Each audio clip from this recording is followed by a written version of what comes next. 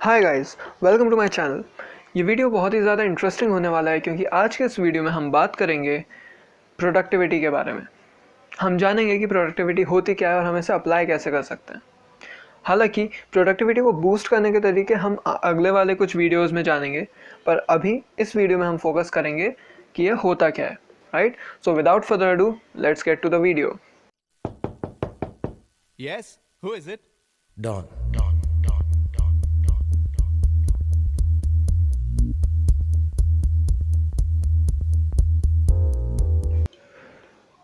अभी के लिए हम ये मान के चलते हैं कि हमें प्रोडक्टिविटी के बारे में कुछ भी नहीं पता, ठीक है?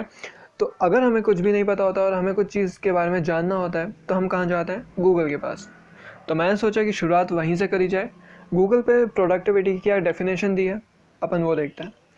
Productivity is commonly defined as a ratio between the output volume and the volume of the inputs. इसका क्या मतलब है? अगर मैं इसको आसान शब्दों में समझाऊँ या आसान भाषा में समझाऊँ कि तुम्हें जो भी रिसोर्सेज दिए जा रहे हैं इनपुट के तरह से, तुम उसको कैसे यूटिलाइज कर रहे हो, कैसे यूज़ कर रहे हो और उसको कन्वर्ट कर रहे हो इनटू द आउटपुट। तुम जितने बेहतर तरीके से उसे यूटिलाइज करोगे उतनी ही अच्छी तुम्हारी प्रोडक्टिविटी रहेगी। चाहे तो तुम टाइम कम लो उस चीज़ को प्रोड्यूस करने में, राइट? चाहे तो तुम इनपुट कम यूज़ करो उसी सेम आउटपुट को प्रोड्यूस करने में, ठीक है? तो ये होता है प्रोडक्टिविटी का मतलब आसान शब्दों में। चलिए एक एग्जांपल लेके देखते हैं ताकि आप इसको और बेहतर तरीके से समझ पाएँ।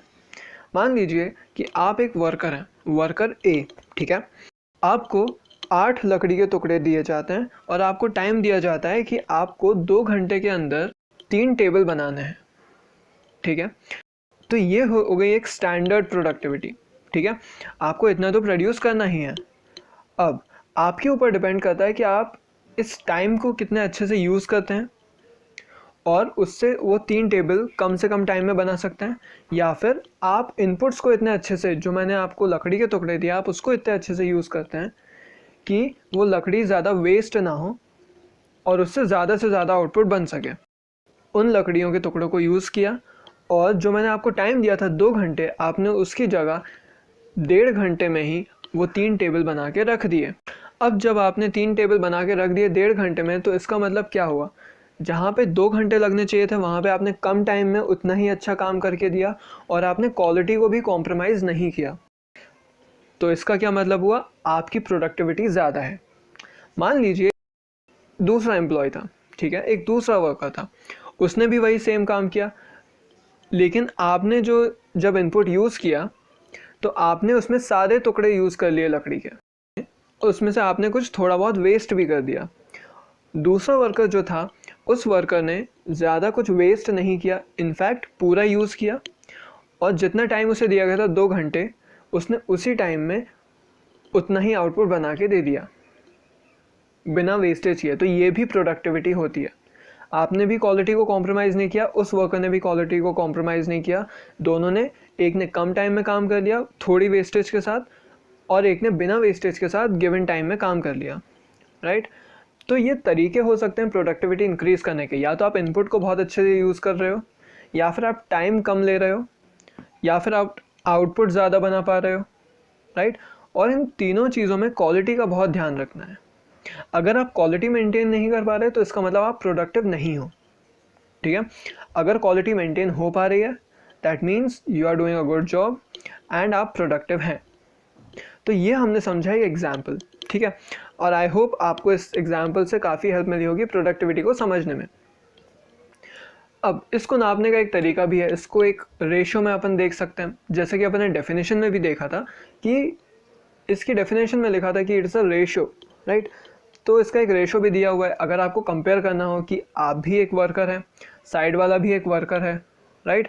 और दोनों में से कौन ज़्यादा प्रोडक्टिव है, तो इसके लिए रेशो दे दिया volume of the outputs divided by volume of the inputs, right?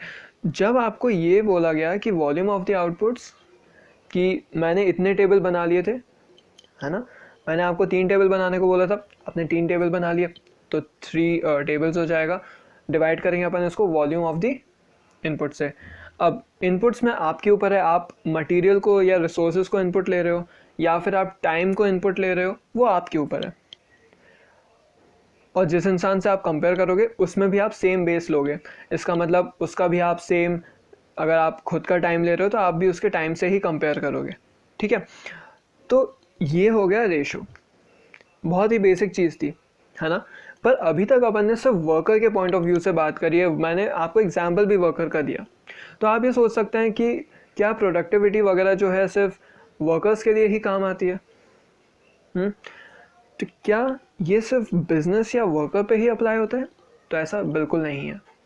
In fact productivity is something which is applicable not only on the workers but also on the business organisation, और तो और जो अपन normal student life होती है उन पे भी apply करता है, जो घर के काम, इनफैक्ट जो कोई भी कुछ भी काम कर रहा है उसके ऊपर अप्लाई होगा कि वो कितने बेहतर तरीके से काम कर रहा है। प्रोडक्टिविटी का यही तो मतलब है, आप कोई भी काम अगर बेहतर तरीके से कर पा रहे हैं तो आप प्रोडक्टिव हैं, राइट।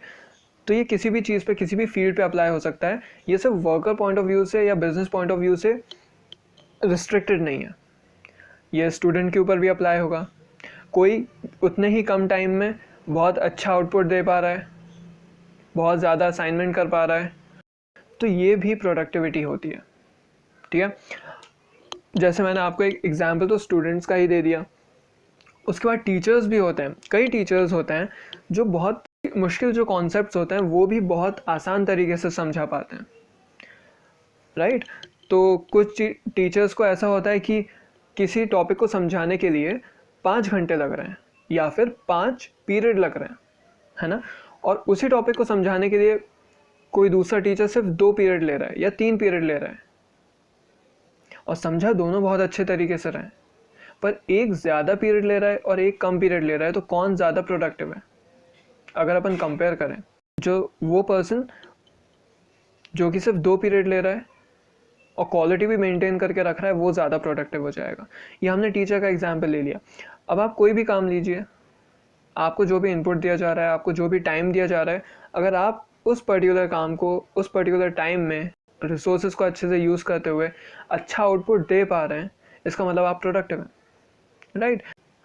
एंड जैसा कि अभी मैंने बात करी, मैंने आपको पूरा बताया कि इसका मीनिंग क्या है, कहाँ कहाँ अप्लाई होता है। तो ये नॉर्मल लाइफ जो होती है अपनी, अगर उसमें भी अपन ये इनकलकेट करें, अपन जो भी काम कर रहे हैं उसमें अपन प्रोडक्टिव और होते जाएं, अपन ये देखेंगे कि अपन कितना ज़्यादा अच्छा परफॉर्म कर रहे हैं ओवर द पीरियड। जिस काम को करने के लिए लोगों को कई सारी मेहनत, कई सारे एफर्ट्स, कई सारा टाइम लग रहा होगा, उसी काम को करने के लिए आपको बहुत कम टाइम लगेगा, और बचे हुए टाइम में आप दूसरा काम कर सकते हैं या थोड़ा रेस्ट कर सकते हैं, आप अपनी एनर्जी रीगेन कर सकते हैं। बहुत ज़्यादा अच्छा तरीका है अगर आप प्रोडक्टिव होते हैं तो, और बहुत ज़्यादा हेल्पफुल है। जितने भी जो हाई परफॉर्मिंग लोग होते हैं, राइट, चाहे वो बिज़नेस के पॉइंट ऑफ व्यू से हो, चाहे वो स्पोर्ट्समैन हो, राइट, अगर अपन देखें जितने भी सक्सेसफुल लोग हैं, कहीं ना कहीं वो काम जो करते हैं उसका तरीका बहुत इम्पॉर्टेंट होता है। प्रोडक्टिविटी उसी के ऊपर फोकस करता है, तुम काम करने का कैसा तरीका यूज़ कर रहे हो, जिससे तुम अपने इनपुट्स को, अपने टाइम को बहुत अच्छे से मैनेज कर पा रहे हो, बहुत एफिशिएंटली और इफ़ेक्टिवली यूज़ कर पा रहे हो, और अपना अच्छा आउटपुट प्रोड्यूस कर रहे हो, क्वालिटी वाला,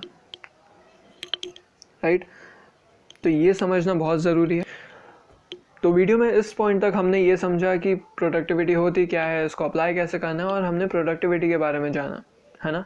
आने वाले कुछ वीडियो में मैं आपको ये बताऊंगा कि इस प्रोडक्टिविटी को बूस्ट कैसे करना है, इसके तरीके क्या हैं बढ़ाने के, सही से अप्लाई करने के, राइट।